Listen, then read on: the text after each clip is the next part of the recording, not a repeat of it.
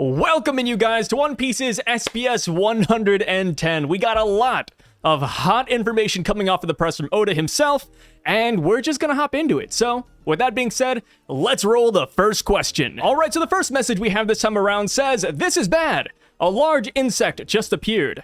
I'll roll it up and use it to smack it down, so please, give me more of those manuscript papers you just wrote."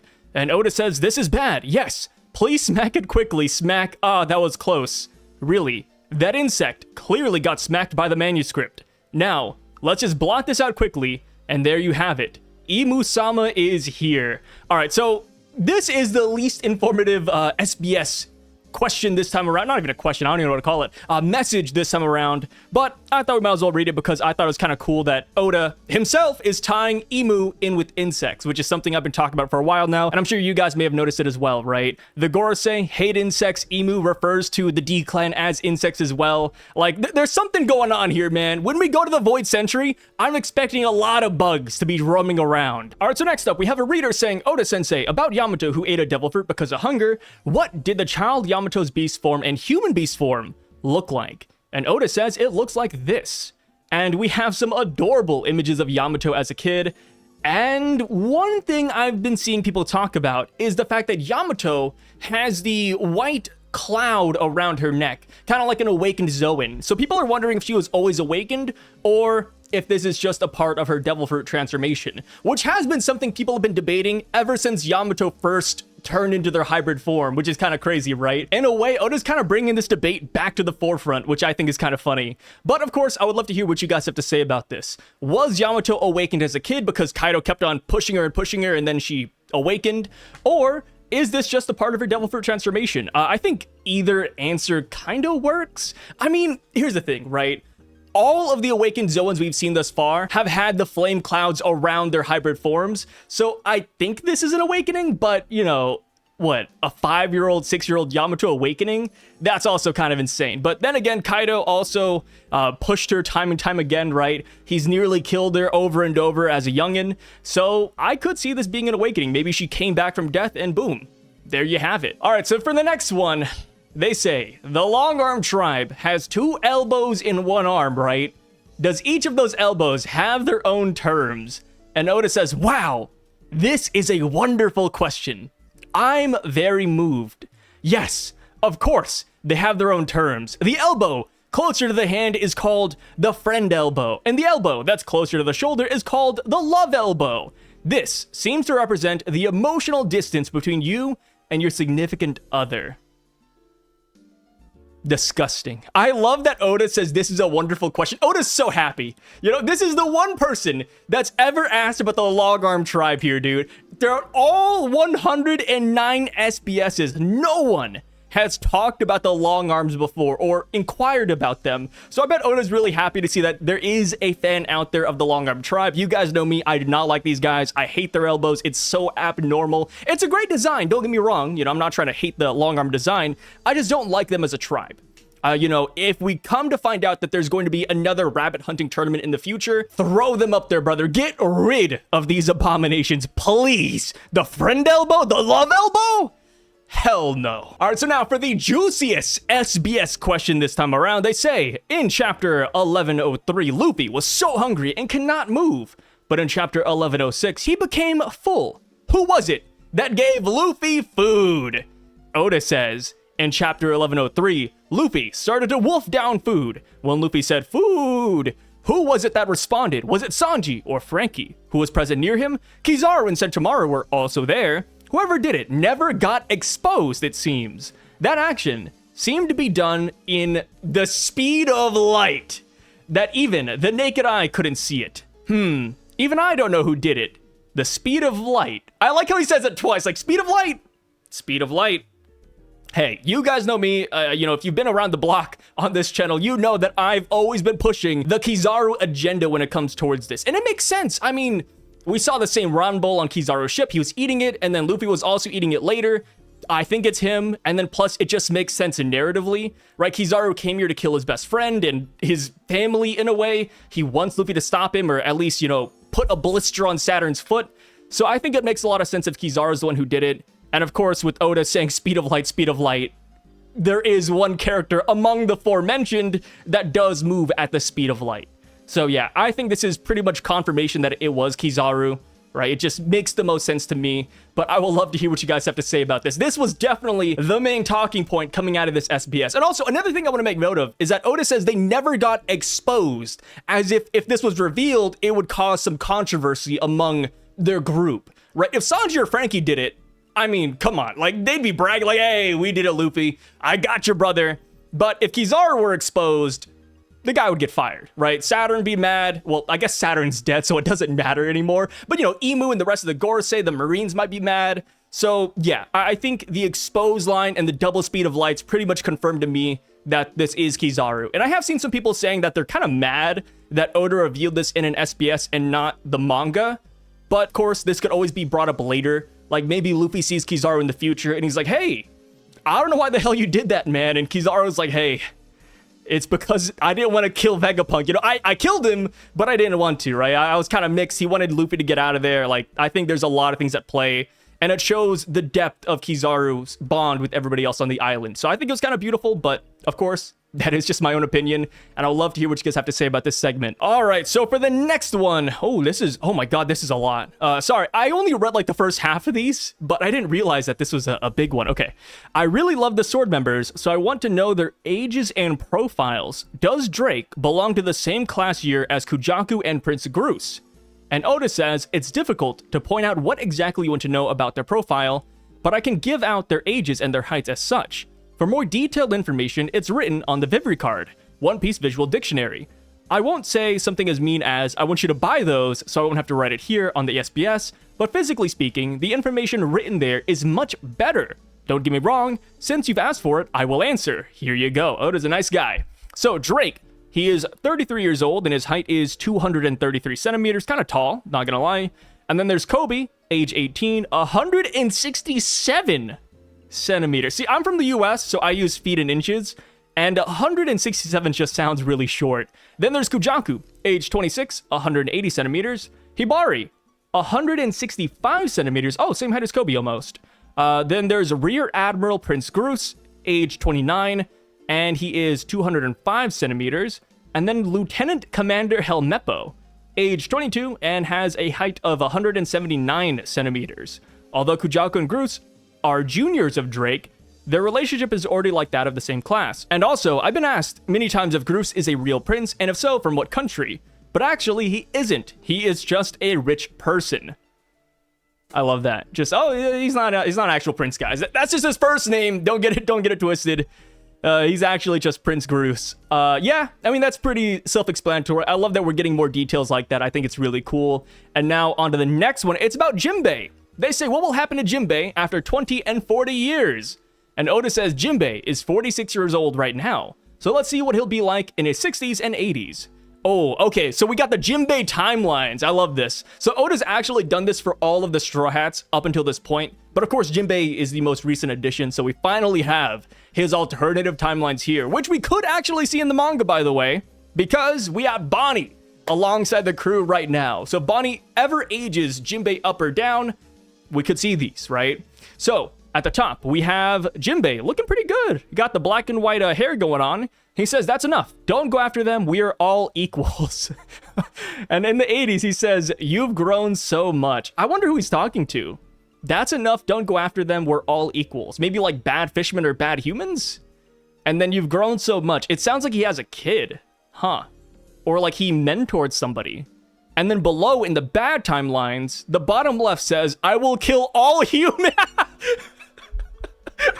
Bottom left, I'm gonna kill all the humans. Damn. What would have to go wrong for Jinbei to switch that hard? Like maybe the Celestial Dragons genocide all the fishmen?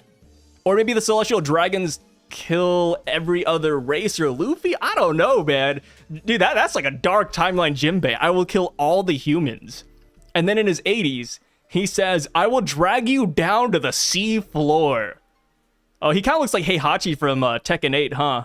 Yeah, he's giving Heihachi vibes right there. Yeah, that's kind of cool. I love this. I love these so much. Just seeing like where their paths can go, right? I think that's cool. So now, for the next one, what does it say?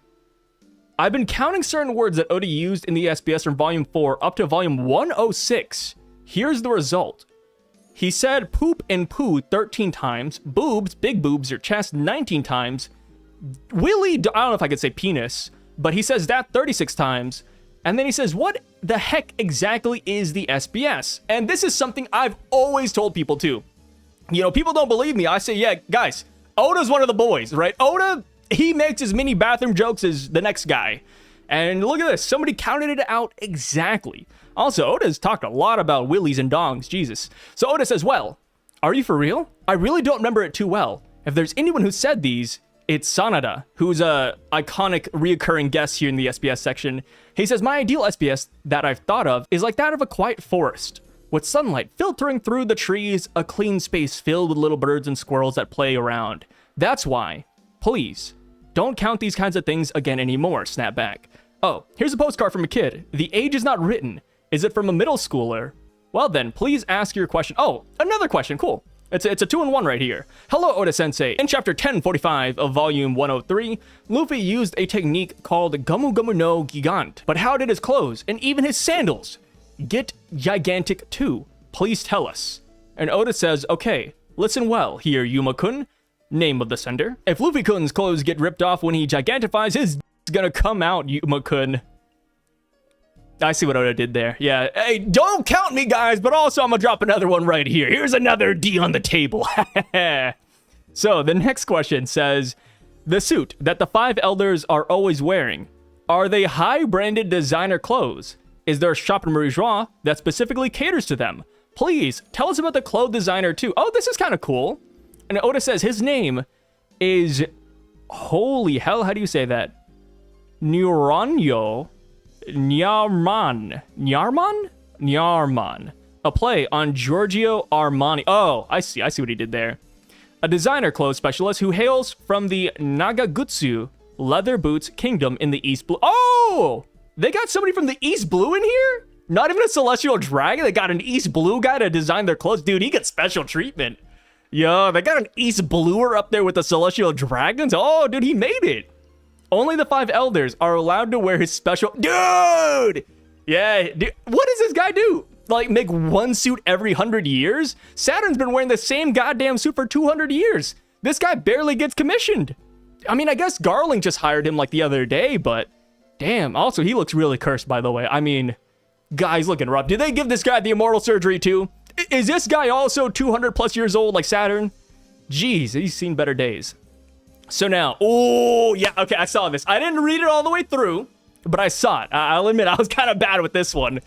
But we got the VAs now. Somebody out there in the world, besides me, actually cares about the Vice Admirals.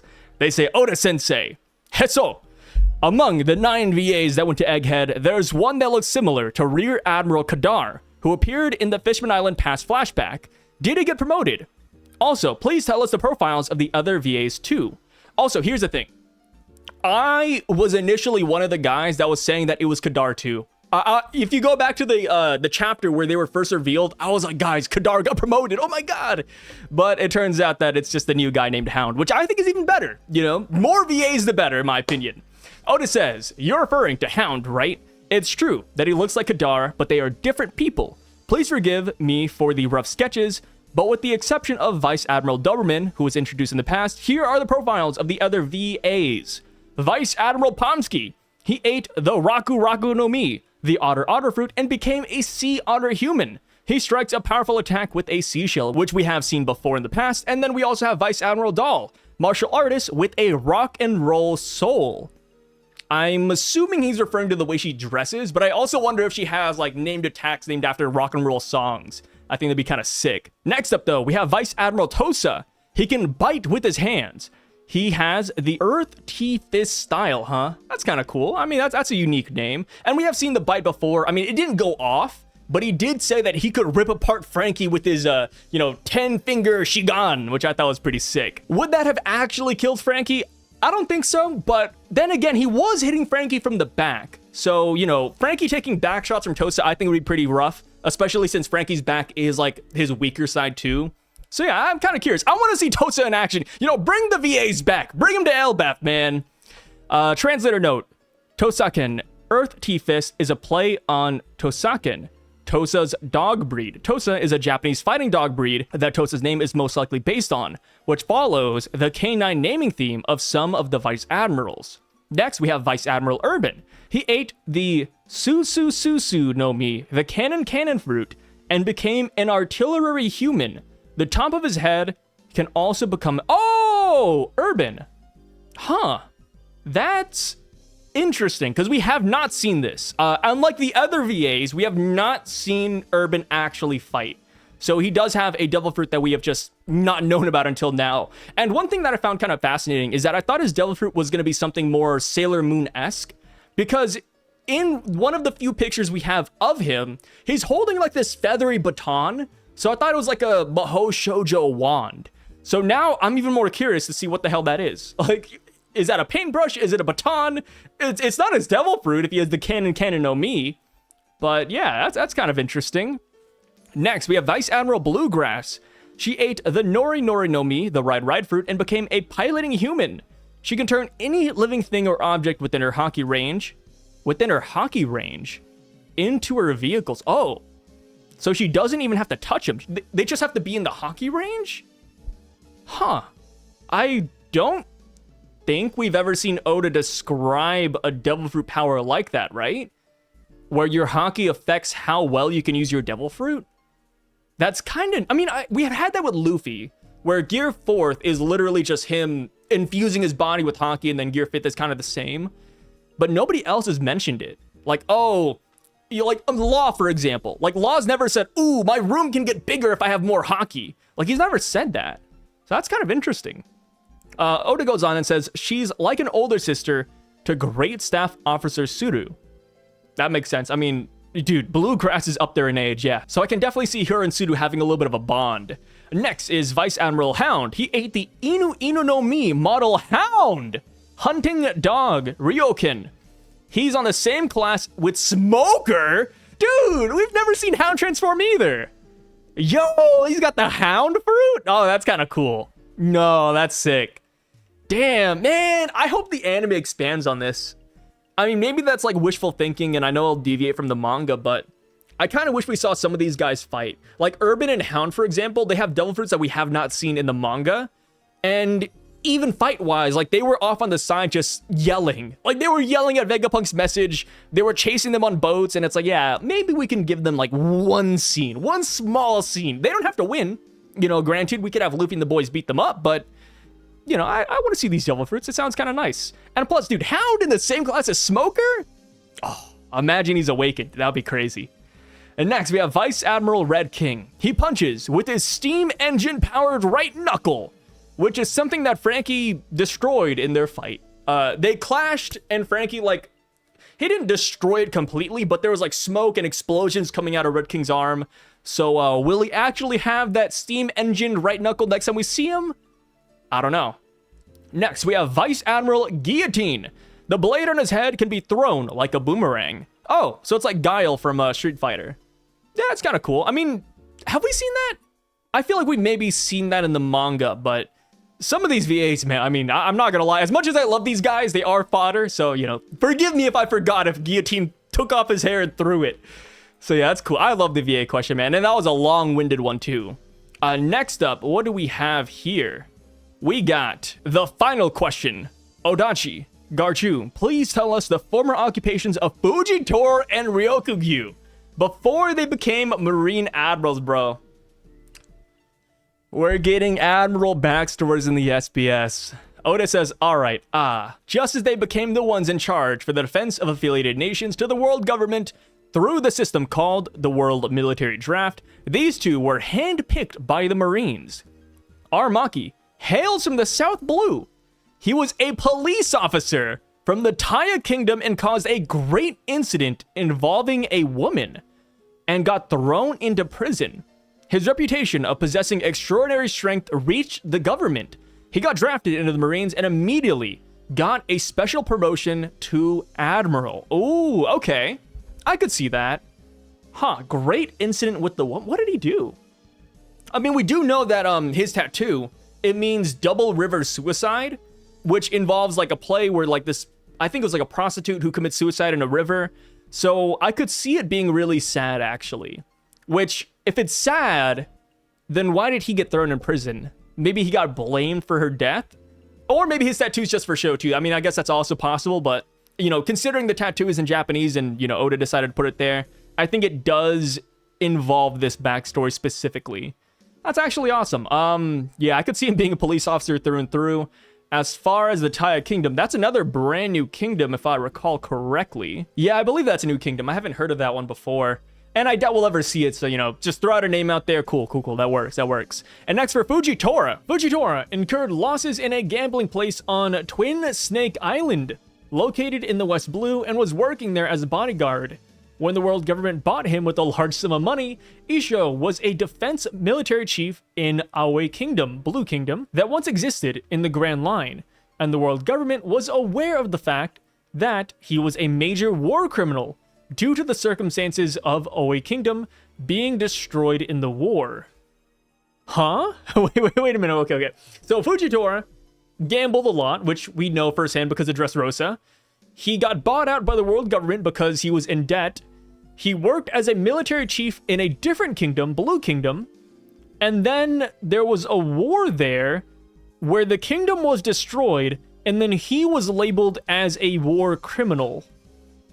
Gotcha. So, wait, if he was fighting for Blue Kingdom for the world government already, then why was he branded a war criminal? That means that he must have betrayed them, right? That is kind of what I'm getting right here. So Fujitora betrayed Aoi Kingdom to an extent, and that's why he was a major war criminal, if the translation is correct. And then they said, F it, dude, let's buy this guy one more time. Let's make him an admiral, why not? Okay, that's kind of cool. Man, I kind of wish we got these in the story. But then again, we still could, right? I still think the Kizaru thing will be brought up later. And I do think the Fujitora and Greenbull stories we just read about could get fleshed out in the manga as well. Maybe not like to a grand extent, but maybe it's briefly mentioned. Like why Ryokugyu was branded as a criminal, or maybe why Fujitora was branded a war criminal, because Oda could have expanded on both of these stories, but he didn't. He kind of kept it abstract a little bit, so I see potential here. But I don't know. You know, I feel like at the very least, we have to figure out why Fujitora blinded his eyes. You know, I feel like it has to do with whatever happened to Blue Kingdom. Maybe it was due to what Blue Kingdom was doing. Maybe that's why he betrayed them, right? He saw Blue Kingdom was maybe evil, so he betrayed them, and then he said, F it, cut out the eyes, and then he's done. Huh. That's interesting. Also, the pictures we have of these two guys, my god, they look like happy kids. Yeah, I mean, we got Ryokugyu probably drinking at a young age. Maybe he's not that happy. And then Fujitora smiling from ear to ear over here, man. Like a young wannabe samurai. And people have pointed out, I've seen the comments of people saying that his kimono, if that's what it's properly called, it looks eerily similar to Ryuma's, like the pattern at the bottom. And I think that's kind of interesting. I mean, we've had a lot of people talking about how Fujitora, the name and Isho and everything, it ties back to Wano, how it could be a Wano samurai. I mean, he is based off of a actual blind samurai in Japanese movies. So I could see the Ryuma tie-in, and we do know that earlier on Wano, before Kaido arrived, many families left Wano. So Fujitora could have easily hailed from one of those families, and then boom, here you have it. Then again, I don't think the timeline would match up. But I guess people could leave Wano whenever back in the day, right? I mean, yes, it's a closed-off country, yes, it's hard to leave, but people have left Wano before Kaido arrived. So it wouldn't surprise me if there is a connection there. But yeah, either way though, man, this was a great SBS. I really liked it. I mean, from start to finish, all of the questions have been pretty spot on. And, you know, for me, at least, when it comes to SBSs, I expect a lot of willy, dong, you know, boob questions, and we only got 2 of them. You know, hey, it was pretty low this week, man. It's kind of crazy. Oda actually gave us some pretty good stuff, and I'm really happy. But yes, I would love to hear what you guys have to say about the SBS this time around. How do you feel about it? Do you wish that some of this was left to the imagination or left for the manga? Or no, are you pretty happy with what we got and do think we will get it later in the manga? And outside of that, what do you think about the VAs? And what was your favorite SBS question? So many things I'm asking you guys, right? But yes, with all that being said though, that is it for SBS 110. I believe the 10 questions that we're asking Oda during the break week should be airing any minute now, so I'll have another video up and running for that whenever it comes out fully. But yeah, I'll catch you guys later. My name is Sai, and I'm signing out. Peace out, and thank you guys so much for watching.